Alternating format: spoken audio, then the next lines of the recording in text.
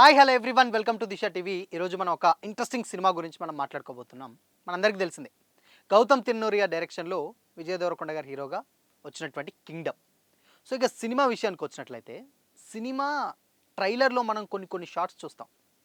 అప్పుడు ఆయన విజయ్ దేవరకొండ గారు ఇలా పట్టుకునే షాట్ ఒకటి, ఆ జైల్లో ఉండేటువంటి ఒక ఫైట్ సీక్వెన్సెస్ ఒకటి, ఇవన్నీ చూసి కంప్లీట్గా సినిమాలో ఏదో ఉందనుకుంటాం. బట్ అవి రియాలిటీగా చూస్తే అసలు ఇదా అనేది కొంచెం మనకైతే కొంచెం కన్విన్సింగ్ అనిపించవు. అంటే ట్రైలర్లో చూసిన ఎలివేషన్కి అండ్ ఇక్కడ సినిమాలో చూసిన దానికి అసలు కొంచెం కూడా కంపారిజన్ లేదేమో అని అనిపిస్తుంది. సో ఈ టైప్ ఆఫ్లో కొన్ని కొన్ని సీన్స్ ఉంటాయి. ఇక ఫస్ట్ హాఫ్ విషయానికి వచ్చినట్లయితే, ఫస్ట్ హాఫ్లో మనకు తెలుసు ఆల్రెడీ ట్రైలర్లో ఏదైతే చెప్పారో కంప్లీట్గా సినిమాలో కూడా అదే ఉంటుంది. కాకపోతే కొంచెం కొంచెం ఏంటంటే ఎంగేజింగ్గా కొంచెం అర్థం విధంగా చెప్పారు. ట్రైలర్ చూస్తే ఆల్మోస్ట్ సినిమా మొత్తం అర్థమవుతుంది. బట్ ఏదైనా ట్విస్ట్లు కానీ లేకపోతే ఇంకేదన్నా కొత్తగా ఎక్స్పెక్ట్ చేసింది కానీ ఇలాంటివి అయితే ఏమీ ఉండవు సినిమాలో. బట్ ఫస్ట్ హాఫ్ ఏంటంటే ఆల్రెడీ ఇప్పుడు ఎవరైతే వాళ్ళ అన్నున్నారో విజయ్ దేవరకొండ గారు, అంటే సత్యదేవ్ గారు క్యారెక్టర్ ప్లే చేశారు, ఆయన తప్పిపోవడం, ఆయన ఎందుకు తప్పిపోయాడు, తప్పిపోయినాక ఏం చేశారు, ఆయన కోసం ఇప్పుడు heroine already most wanted criminal అంటుంది, ఎలా తెచ్చుకోవడానికి వెళ్ళాడు, దాని తర్వాత జరిగేటువంటి స్టోరీనే అది. ఆల్రెడీ ఆ లైన్ మనం చాలా సినిమాలలో కొంచెం చూస్తాం. బట్ కాకపోతే ఏంటంటే కొంచెం ఎంగేజింగ్గా కొంచెం సెంటిమెంట్గా చూపించిన ఫీలింగ్ ఉంటుంది. బట్ ఫస్ట్ హాఫ్లో కొన్ని కొన్ని సీన్స్ ఉంటాయి. సో ఆ సీన్స్ చాలా బాగుంటాయి. అంటే ఒకటి ఐజీ దగ్గర ఉన్నటువంటి విజయ్ దేవరకొండ గారు మాట్లాడే సీన్ ఒకటి, అండ్ దాని తర్వాత కంప్లీట్గా ఆయన యాక్టింగ్ పర్ఫార్మెన్స్ అదొక్కటే. ఒక 2 సీన్లు మాత్రమే ఫస్ట్ హాఫ్ చాలా హై ఇస్తాయి. ఓకే, ఫస్ట్ హాఫ్ చూసినప్పుడు ఓకే ఏదో జరగబోతుంది, సినిమాలో సెకండ్ హాఫ్ ఏదో చెప్పబోతారు అని ఉంటుంది. బట్ ఇక సెకండ్ హాఫ్ విషయానికి వచ్చినట్లయితే, సెకండ్ హాఫ్లో ఎక్కడో అంటే కొంచెం వెలితి అన్న ఫీలింగ్ ఉంటుంది చూసారా, అలా ఉంటుందన్నమాట. ఎందుకంటే కన్విన్సింగ్ అనిపించదు స్టోరీ. సెకండ్ హాఫ్ కొంచెం ఏంటంటే అలా అలా వెళ్తూ ఉంటుంది. ఓకే దీనికోసం చేస్తాం అంటే స్టోరీ మొత్తం కంప్లీట్గా గెస్ చేస్తాం.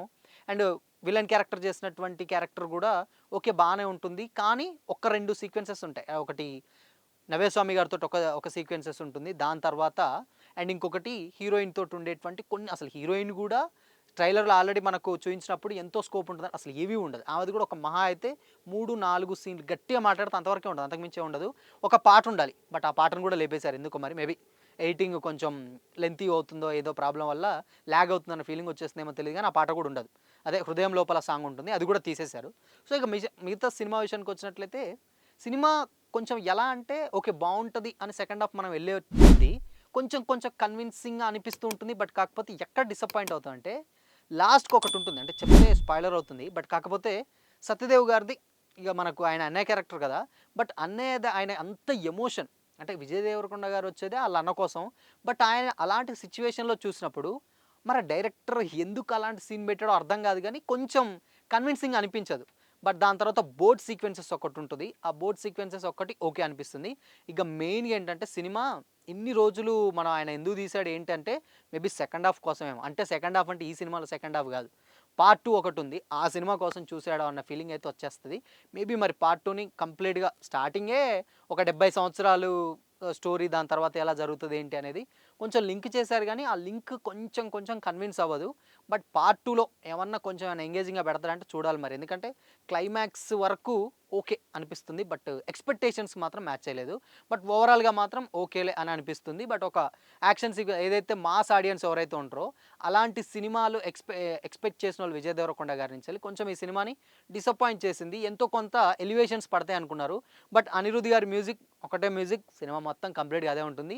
కొన్ని కొన్ని సార్ రెండు ఉంటాయి, ఒకటి బ్రదర్ సెంటిమెంట్, ఒకటి వైలెన్స్ అనమాట. అంటే ఆ ఫైట్ సీక్వెన్సెస్లో వచ్చేటువంటి బీజిఎం కంప్లీట్గా. ఆ బీజిఎం కూడా ఏంటంటే ఒక సాంగ్ ఉంటుంది, మన రగిలే సాంగ్ ఉంటుంది. ఆ రగిలే సాంగ్ ఒక్కటే ఒక మంచి ఎలివేషన్, అంటే క్లైమాక్స్లో ఓకే గుడ్ మంచి సీక్వెన్స్ చూసామన్న ఫీలింగ్ ఉంటుంది తప్పితే మిగతాంతా కొంచెం ఓకే ఉంటుంది. బట్ ఓవరాల్గా మాత్రం సినిమా కొంచెం ఎక్కడో చూసి బయటకు వచ్చే ఆడియన్కి కొంచెం ఆ కథని క్యారీ చేస్తూ ఉంటారు కదా తెలుగు ఆడియన్స్ ఎస్పెషల్లీ, ఆ ఫుల్ఫిల్ ఇవ్వదనమాట. అంటే ఆల్రెడీ భోజనం చేసాం కానీ ఏదో వెలితి మేబీ అలా ఉండిపోతుంది సినిమా. సో కింగ్డమ్ మొత్తానికైతే కొంచెం పార్ట్ 2లో కొంచెం ఎక్స్పెక్ట్ చేయొచ్చాము, కానీ మరి పార్ట్ 2లో కూడా అది ఉందా లేకపోతే ఏంటనేది తెలియదు.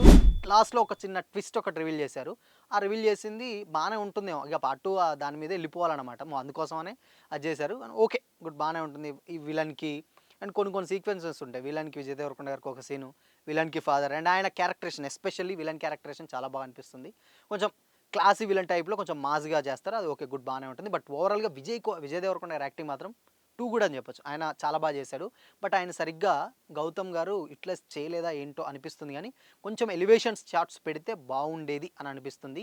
బట్ కాపోతే ఇంత గ్యాప్ తీసుకొని ఎందుకు తీసుకున్నారంటే మేబీ పార్ట్ 2 కోసం ఏమైనా వెయిట్ చేస్తాం. పార్ట్ 2లో మాత్రం ఒక స్టోరీ ఉండేటట్లయితే కనిపిస్తుంది. ఈయన లాస్ట్‌కి రాజు ఎవరయ్యారు, ఏంటి, నాయకుడు ఎవరయ్యారు దాని మీద ఆ పార్ట్ 2 అయితే ఉండనట్లయితే తెలుస్తుందనమాట. సో ఇది ఇవాల్టి కింగ్డమ్ ఇంట్రెస్టింగ్ విషయాలు. సో మరి మరో మూవీ గురించి మరో వారం మాట్లాడుకుందాం. Until then keep watching this Shyam signing of.